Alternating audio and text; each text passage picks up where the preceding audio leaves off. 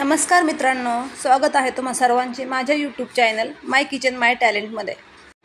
मित्रांनो, मी आज तुम्हाला शिकवणार आहे पारंपरिक पद्धतीने गोड आंबट कैरीचे लोणचे कसे बनवायचे आणि ते वर्ष 2 वर्ष टिकून राहण्यासाठी कुठले टिप्स वापरायचे आहेत।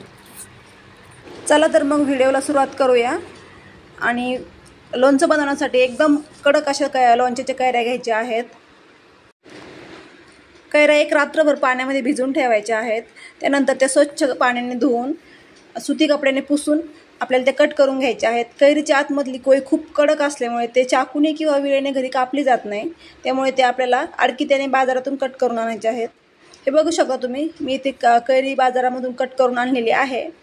त्या घरी आल्यानंतर त्याच्या आतमधले जे बीज असते ते काढून घ्यायचे आणि एका कॉटनच्या कपड्याने स्वच्छ पुसून घ्यायचे आहेत। तुम्ही बघू शकता, मी ते पुसून दाखवत आहे तुम्हाला। त्याचे पूर्ण कैऱ्यांचे बीज काढून घ्यायचे आहे असे। त्याच्या आतमध्ये एक पातळशी लेयर असते ती पण काढून घ्यायची आहे। कैरीमध्ये जर बीज गेलं तर लोणचं कडू होऊ शकतं, त्यामुळे हे पूर्णपणे बी काढून घ्यायचं आहे आणि मगच आपल्याला लोणच्याची पुढची प्रोसेस करायची आहे।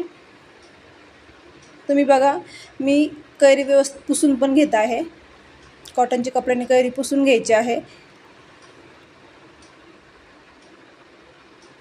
लोणचं जर तुम्हाला वर्ष 2 वर्ष टिकवायचं असेल तर थोडी काळजी घ्यावीच लागेल। त्यामध्ये पाण्याचा बिलकुल पण अंश जाता कामा नये। त्यासाठी लोणचं व्यवस्थित पुसून घ्यायचं आहे। त्याच्यावरची जी धूळ वगैरे आहे ती पुसून काढायची आहे व्यवस्थित। लोणचं चांगलं पुसून काढल्यामुळे ते खूप छान टिकतं। हे बघा, मी अशा प्रकारे इथे सर्व कैऱ्यांचे बिया काढून घेतलेल्या आहेत आणि कॉटनच्या कपड्याने स्वच्छ पुसून घेतलेले आहेत। हे बघा, अशा बिया काढून घेतलेल्या आहेत। बिया काढताना जर एखादी कैरी तुम्हाला खराब वाटली किंवा जास्त पिवळसर वाटली तर ते लोणच्यामध्ये टाकायचं नाही आहे, ते बाजूला काढून घ्या। त्याच्यामुळे लोणचं खराब होऊ शकतं, त्यामुळे ते साईडला काढून घ्यायचं आहे। आता आपल्याला या कैऱ्यांना हळद आणि मीठ घालून घ्यायचं आहे। हे बघा, मी इथे हळद घेतलेली आहे अर्धी वाटी। ही घरी दळलेली हळद आहे, त्यामुळे हिने कलर खूप छान येतो। त्यासाठी मी अर्धीच वाटी घेतलेली आहे। 2 किलो कैऱ्यांसाठी मी अर्धीच वाटी हळद घेतलेली आहे। आणि इथे मी घेतलेला आहे 200 ग्रॅम जाड मीठ घेतलेलं आहे। कैरीला शक्यतो जाड मीठच टाका सुरुवातीला। हे बघा, व्यवस्थित जाड मीठ टाकून घ्यायचं आहे आणि हळद मीठ घालून व्यवस्थित छानपैकी मिक्स करून त्याला 2 दिवस एक कॉटनचा कपडा बांधून ठेवायचा आहे। म्हणजे 2 दिवसात त्याला छान पाणी सुटतं आणि जाड मीठ असल्यामुळे टाईम लागतो थोडंसं पाणी सुटायला, पण छान पाणी सुटतं आणि पूर्ण हळद आणि मिठाच्या पाण्यामध्ये लोणचं छान मुरलं जातं।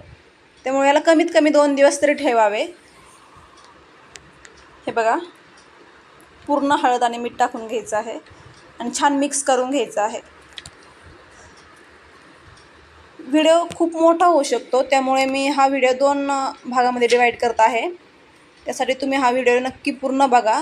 व्हिडिओ आवडल्यास लाईक करा, चॅनलला सबस्क्राईब करा आणि बेल आयकन ही प्रेस करा, म्हणजे मी जेव्हा पुढचा पार्ट टाकेल तेव्हा तुम्हाला नोटिफिकेशन लगेच मिळून जाईल। हे बघा मित्रांनो, मी छानपैकी ते मिक्स करून घेतलेलं आहे हळद आणि मीठ। शक्यतो ह्याला पाणी लागू देऊ नका, कारण पाणी लागू देऊ नका। आपण जेव्हा भांडे यूज करू तेव्हा भांडे व्यवस्थित पुसून थोडा वेळ फॅन खाली ठेवून स्वच्छ करून घ्यायचे आहेत। हे बघा, असं मिक्स करून घेतलेलं आहे। आता याला आपण एका कॉटनच्या कपड्याने बांधून 2 दिवस ठेवणार आहोत। मध्ये एकदा दोनदा त्याला एका स्वच्छ भांड्याने स्वच्छ उलटण्याने हलवून घ्यायचं आहे। बघू शकता, हे बघा फ्रेंड्स, हे लोणचं ठेवलेलं मी 2 दिवस झालेलं आहे। याला हळद आणि मीठ घालून मी ठेवलं होतं, तर 2 दिवसानंतर आपल्याला हे काढून घ्यायचं आहे। हे बघा, तुम्ही बघू शकता, याला चांगलं पाणी सुटलेलं आहे। आपण जाड मीठ टाकल्यामुळे मी ह्याला 2 दिवस ठेवले होते, कारण जाड मीठ विरघळायला थोडासा टाईम लागतो। छान पाण्यामध्ये मुरलेलं आहे हे लोणचं। आता याला आपण एका एकदम कोरड्या ताटामध्ये घेऊन उन्हामध्ये 4 ते 5 तास वाळवून घेणार आहोत।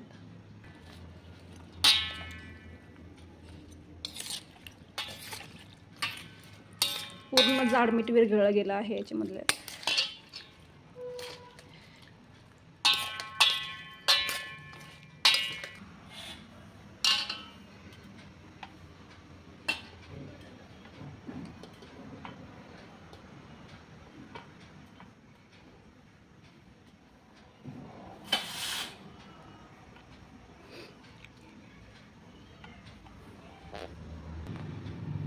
तुम्ही बघू शकता मी असे सगळ्या फोडू एका ताटामध्ये 2-3 ताटामध्ये असे वेगळ्या वेगळ्या करून घेतलेले आहे. लक्षात ठेवायचं आहे यामध्ये बिलकुलही पाण्याचा अंश जाता कामा नये. छानपैकी उन्हामध्ये 2-4 तास वाळून घेतल्या की याच्यामध्ये पाणी राहत नाही. तुमच्याकडे ऊन नसेल तर तुम्ही फॅन खालीही ठेवू शकता, पण फॅन खाली जर ठेवले तर तुम्ही एक 24 घंटे याला सुकवून घ्यायचं आहे चांगले.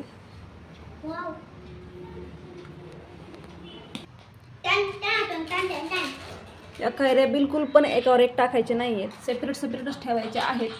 कारण की सगळ्या कैरीला ऊन लागलं पाहिजे पूर्ण. थोडा पण त्याच्यामध्ये पाण्याचा अंश राहिला नाही पाहिजे, नाहीतर मग आपलं लोणचं खराब होऊ शकतं. सर्वात महत्त्वाची टिप्स आहे ही, पाणी याच्यामध्ये बिलकुल गेलं नाही पाहिजे.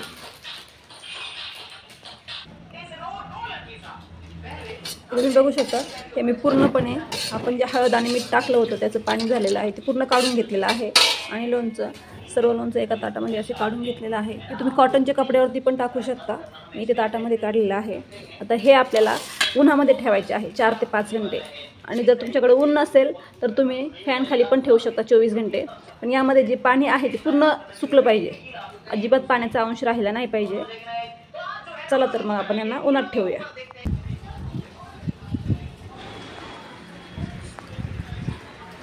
मे महिना चालू आहे त्यामुळे खूप ऊन पडलेलं आहे आणि आपल्या कैऱ्या छान सुकणार आहेत उन्हात. या व्हिडिओचा पुढचा पार्ट पण मी लवकरच अपलोड करेल. त्यासाठी तुम्ही चॅनलला सबस्क्राईब करा आणि बेल आयकॉन प्रेस करा, म्हणजे तुम्हाला नोटिफिकेशन मिळून जाईल.